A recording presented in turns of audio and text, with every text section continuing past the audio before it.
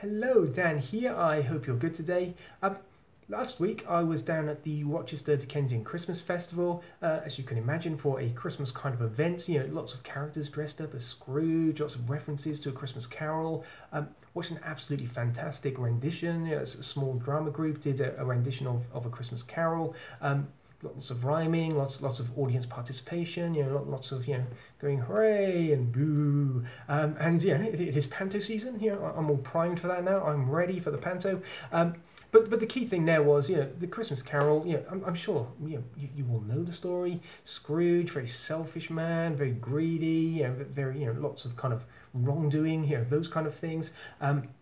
Visited by the ghost of Christmas past, shows him where his life was. Ghost of Christmas present talks about how his life is now. But what I'm really interested in talking about here is the ghost of Christmas future. The ghost took Scrooge on that path of how things are going to continue if he carries on doing the same old things in the same old way he's been doing them. Being greedy, being selfish, being focused on his money, ignoring everyone else, all those kind of things, and how that's going to pan out, meaning that his life carries on in that way. There's no one there. At his funeral, people are pleased to see the back of him, and a really kind of rotten kind of future if he carries on doing things in that kind of way. And that's what inspires him then in the story to make those changes, to adopt that mindset of generosity, of compassion, of being nice.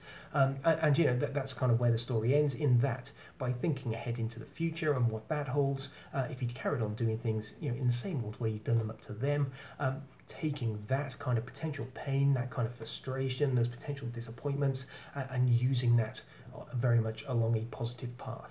And I think we can kind of take something from that, in that we can apply that to anything in our own lives where we know we really should be doing something, or we ought to be doing something, or we want to be doing something, yet somehow we never seem to quite get around to it. We put it off, or I'll get on with that tomorrow, next week. And it could be in any area of our life where, if we carry on doing things in the same old way that we've been doing them up to now, we're going to carry on getting the same kind of results into the future, and starting to think, how is that future going to unfold?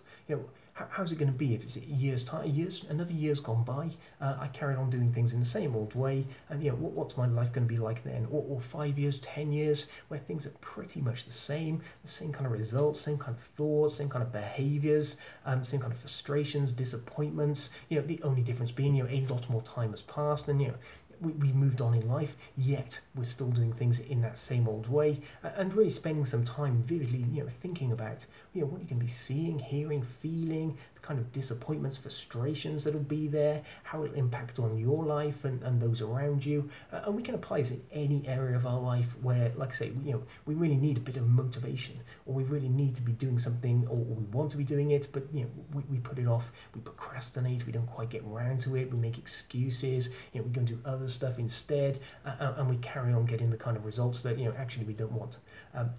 So, by thinking of those things, and like I say, any area of our life, so it could be with anxiety, spending some time thinking, what's it going to be like 1 year, 5 years, 10 years, if I don't do anything about my anxiety right now, if I don't practice self-help techniques, if I don't kind of go and talk to someone about it, if I don't seek professional help, what's life going to be like if I carry on, thinking like this and feeling like this, into the future, avoiding things, putting things off, feeling bad about things, forcing myself through things.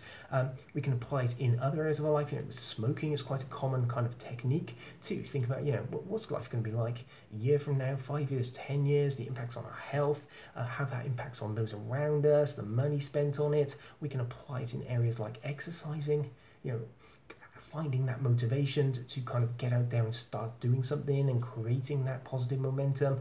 Certainly around weight loss and being in control of eating habits. Again, what's life going to be like? It's 10 years time. I'm still eating in the same way. Maybe I've put on even more weight because I didn't take action. I didn't do stuff.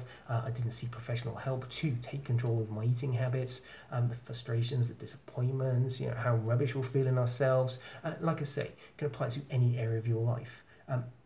And in doing these things, we want to really take all that frustration, all that potential disappointment, all that stuff, that that negative stuff, if you like, all the fears, the worries, the concerns, the failures, all those kind of things that would be there if we carried on doing that down that path, taking that and using it to motivate us, to inspire us to take action in the now.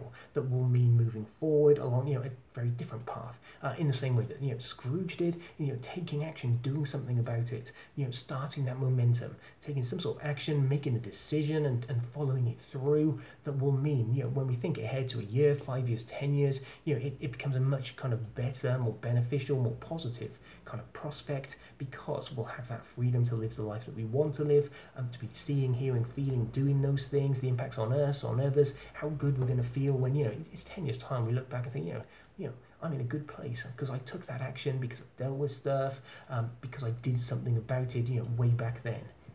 So, the key thing is, like I say, in the same way that kind of Scrooge benefited in that story from doing that, we want to kind of take that, think it through.